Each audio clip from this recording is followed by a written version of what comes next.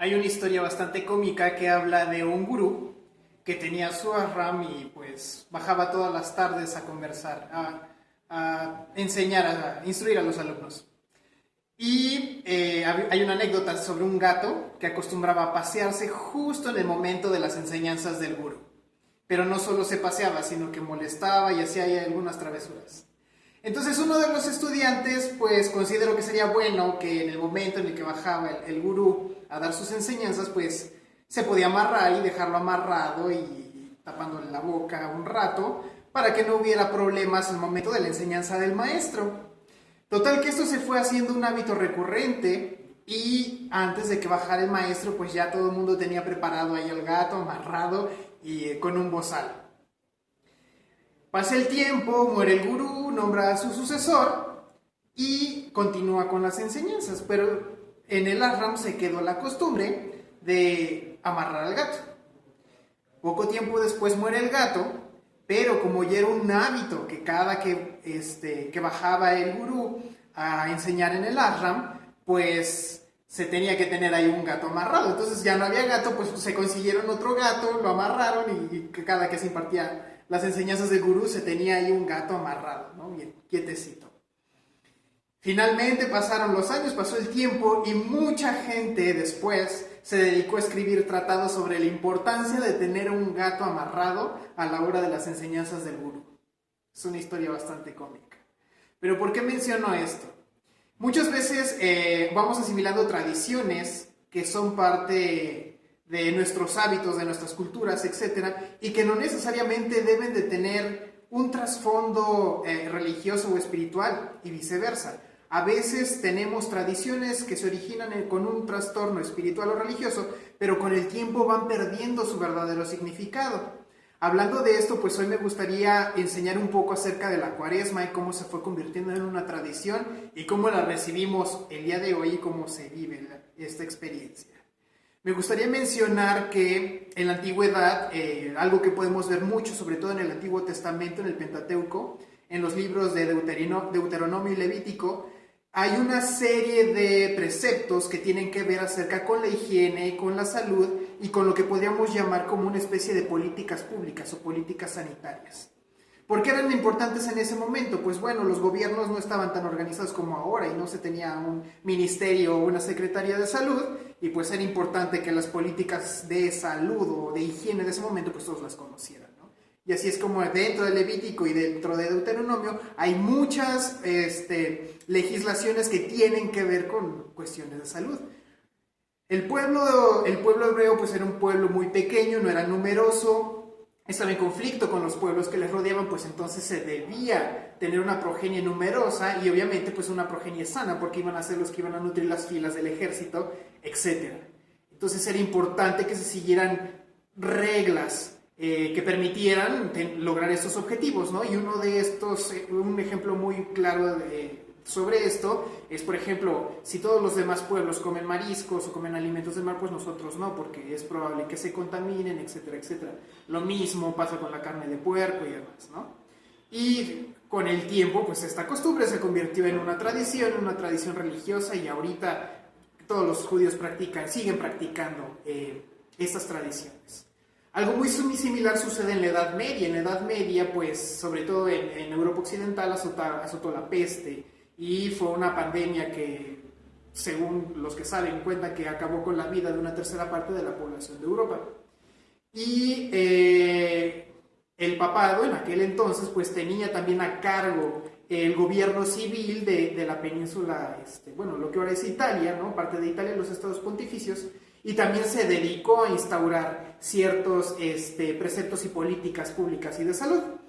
Resulta que pues estaba esto de la peste y la peste era muy fácil que se transmitiera comiendo carne contaminada porque las ratas podían contaminar fácilmente donde se almacenaba la carne y pues una dieta vegetariana por un mes pues era como, y sobre todo los meses de calor pues era una opción bastante viable y considerable y que iba a beneficiar a la población. Y empieza esta costumbre de alimentarse solo de comida fresca, de alimentos del mar, etcétera, etcétera, etcétera.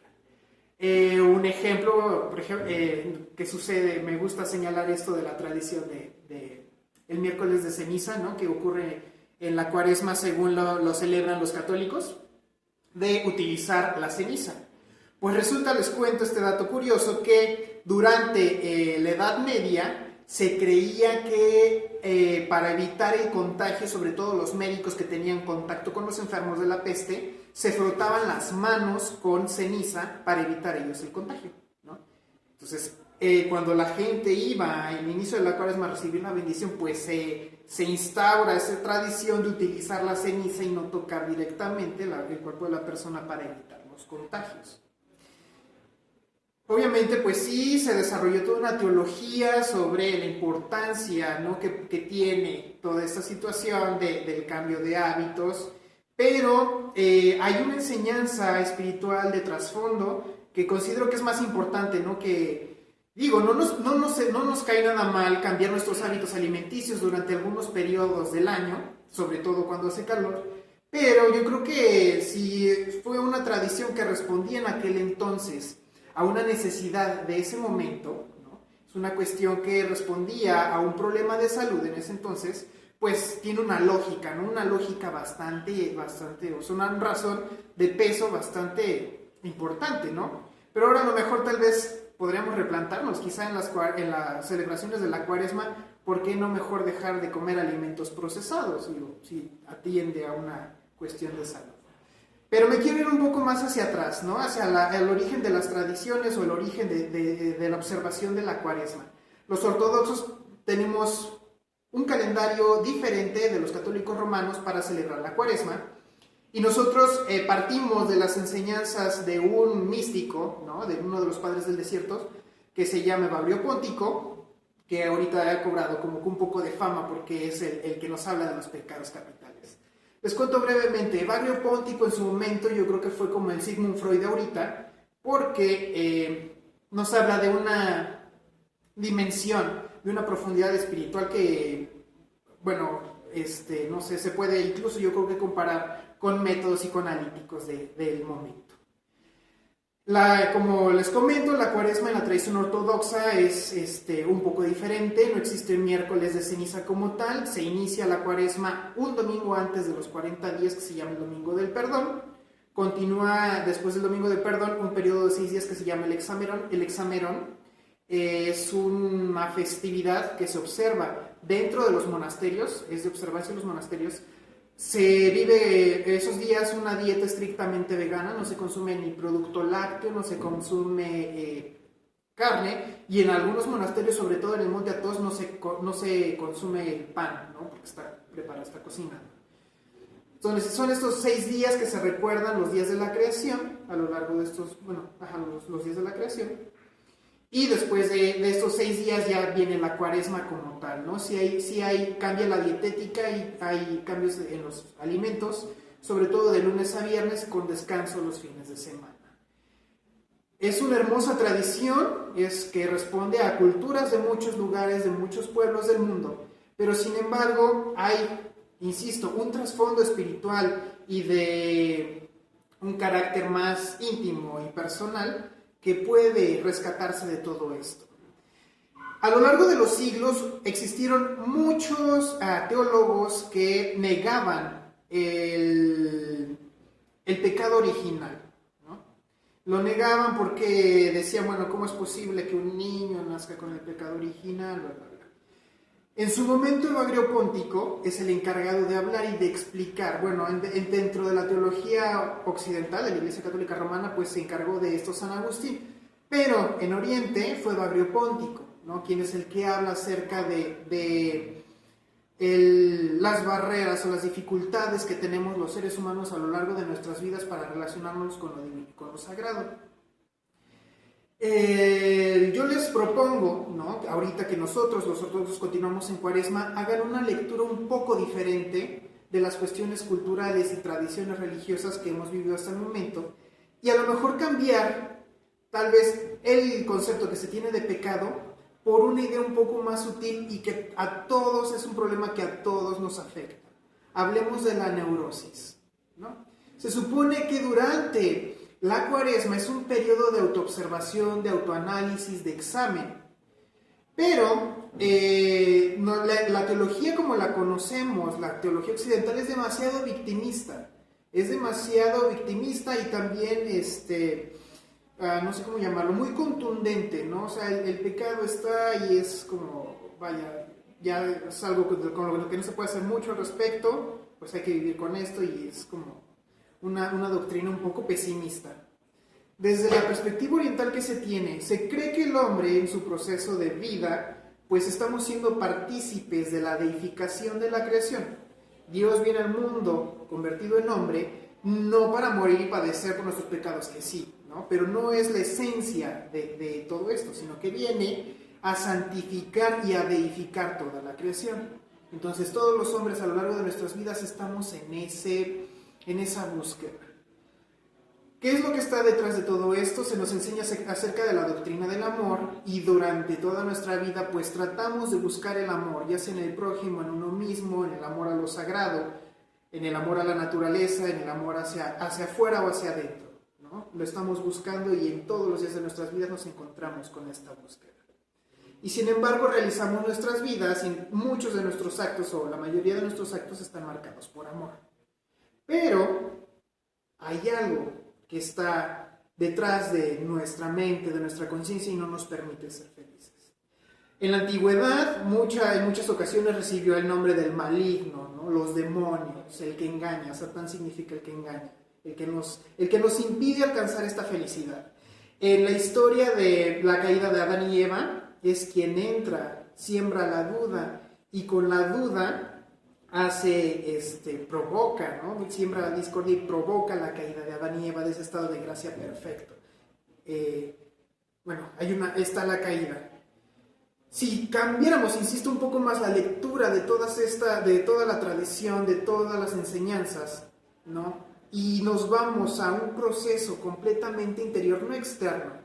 Los que vivimos aquí en América y los países europeos tenemos una religiosidad muy externa, muy hacia afuera, muy social, muy pública. Y se perdió, salvo en los monasterios y todo esto, la esencia de lo interior, ¿no? Y ahora vienen maestros sufíes, maestros budistas, maestros gurús, etcétera, a volvernos a tratar de conectar. ¿Por qué? Porque se fue perdiendo dentro de nuestra religiosidad ese aspecto. Insisto, démosle al trasfondo de nuestras tradiciones, ¿no? Un pequeño cambio de significado. No pretendo hacer una herejía y decir que no existe o cambiarlo, sino tratar de dar una lectura diferente. Cada que se habla de un demonio, cada que se habla de la pérdida de la gracia, cada que se habla del pecado, podemos traducir toda esta terminología en un simple y sencillo término: neurosis. Y no voy a hablar de la neurosis como la manejan un concepto tan elaborado como los psicoanalistas o como las escuelas psicológicas modernas, no. Sino simple y sencillamente como todos aquellos acontecimientos que suceden dentro y fuera de nosotros que nos impiden, ¿no?, vivir una vida plena, feliz y vivir en el amor. Muchas veces nos estamos dando cuenta que realizamos actos y que creemos que el trasfondo está el amor y que nos está moviendo el amor a nuestro trabajo, a las personas, a nuestra familia, a la sociedad, pero siempre hay algo que nos impide, que nos acecha, que no nos permite desarrollarnos plenamente. ¿Qué es eso? ¿A qué responde? Pues insisto, es nuestra propia neurosis. Todos la conocemos, sabemos que ahí está, pero en muy pocas ocasiones nos atrevemos a confrontarla como tal, a decirle: ok, ya te vi, te estoy observando y te voy a poner un alto. Lo que yo estoy invitando en este momento es que en estos días de meditación, de reflexión, todos en la medida de sus posibilidades en algún momento del día, nos sentemos. Si usted no es católico, puede rezar el rosario para tranquilizar los sentidos y la mente y entrar en contacto con lo espiritual. Si es budista o algo así, puede tal vez, recitar un mantra durante algunos 20 minutos. Nosotros tenemos la oración del corazón, depende de sus tradiciones. Y si usted es ateo, pues puede escuchar una pieza de música clásica, alguna cuestión relajante. La idea es ir apagando todo el ruido exterior para poder enfocarnos y canalizar en nuestro interior. Les invito a hacer un ejercicio sumamente sencillo. Tomamos 20 minutos de nuestro tiempo para que por medio de la oración o con una práctica meditativa, si usted conoce realmente una técnica como tal y la practica, durante 20 minutos relajar el cuerpo, los sentidos y la mente y posteriormente hacer este análisis de introyección. ¿En qué consiste el análisis? Es despejado de todo ruido mental, externo o de cualquier incomodidad física, empezar a dar seguimiento a nuestros pensamientos. Tratar de detectar cuál es aquel pensamiento recurrente que está en nuestras mentes, en nuestras almas, y reconocerlo.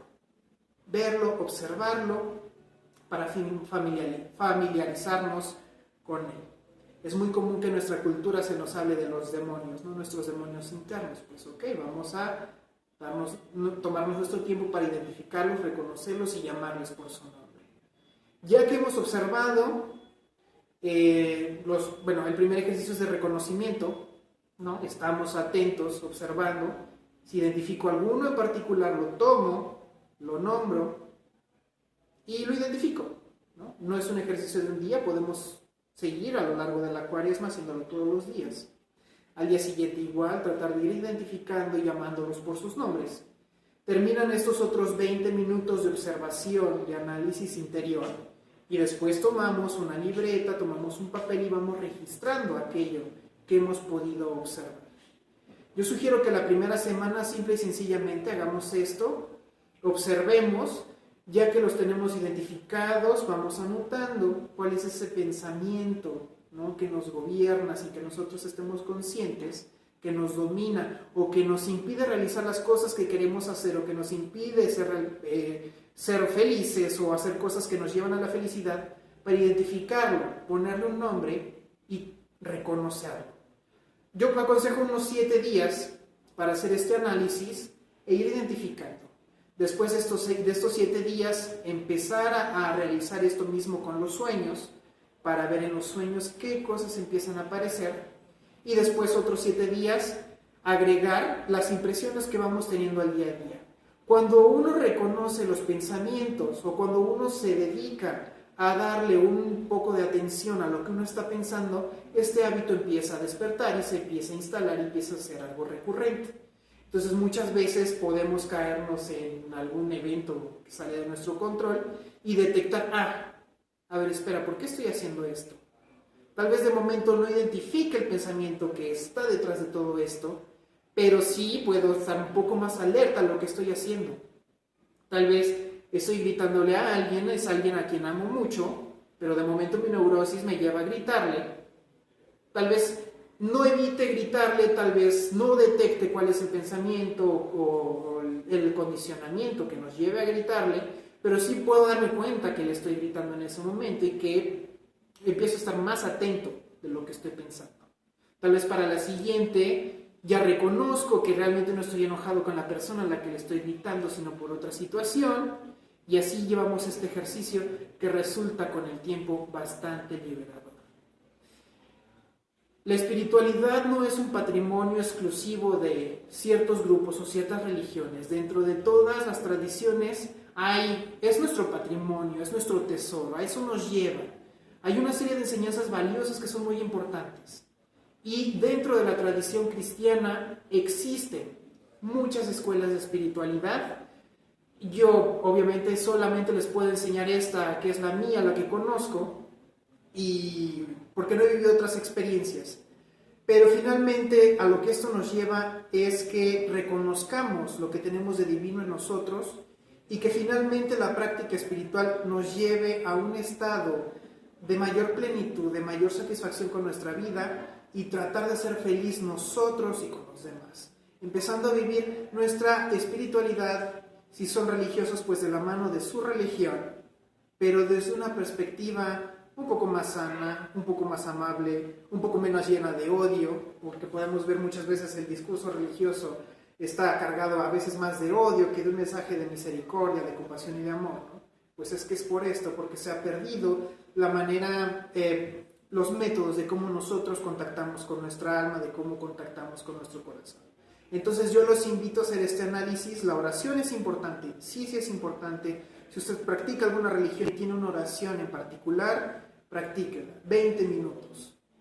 Que terminan esos 20 minutos, entonces sí, a la introspección, que es la práctica espiritual como tal, y siempre es importante llevar un diario espiritual con las impresiones y las observaciones que vamos haciendo. Si usted a lo mejor no es creyente, pues puede, insisto, escuchar una música que lo relaje o hacer alguna actividad, tal vez tejido, tal vez alguna manualidad que lo relaje para poder empezar también este camino. Digo, la psicología moderna pues es muy reciente, muy fresca, pero en la antigüedad nuestros maestros aprendieron a hacerlo. Dentro de nuestra tradición, si les interesa y que pueden investigar o conocer un poco más, pues es Evagrio Póntico, es uno de los padres orientales de la Iglesia y que es quien nos habla de todo esto. E insisto, yo creo que en su momento hace un análisis muy importante acerca, él lo llama pasiones, las pasiones que nos dominan. Pero a final de cuentas, si le damos una lectura un poco más dentro de nuestro contexto, podemos comprender acerca de nuestra neurosis y cómo nuestra neurosis afecta nuestra cotidianidad y afecta nuestras relaciones. Entonces digo, bueno, estamos en esta vida y se supone que, dentro de nuestra tradición es alcanzar la plenitud espiritual, estamos en un proceso de deificación, vivir, conocer y experimentar el amor, pues bueno, esta es nuestra práctica y espero les pueda ser de utilidad. Gracias. Me presento, mi nombre es seglar, es Daniel Baena Fragoso. Como seglar también soy profesor de español. Soy exarca de Cuernavaca en mi iglesia, en la Iglesia de la Unidad del Patriarcado Ortodoxo de las Naciones. Y dentro de mi formación teológica tengo un doctorado en divinidades. También me dedico a impartir conferencias, sobre todo en asociaciones civiles y en dar terapia de un poco de corte psicoanalítico, pero más de carácter transpersonal.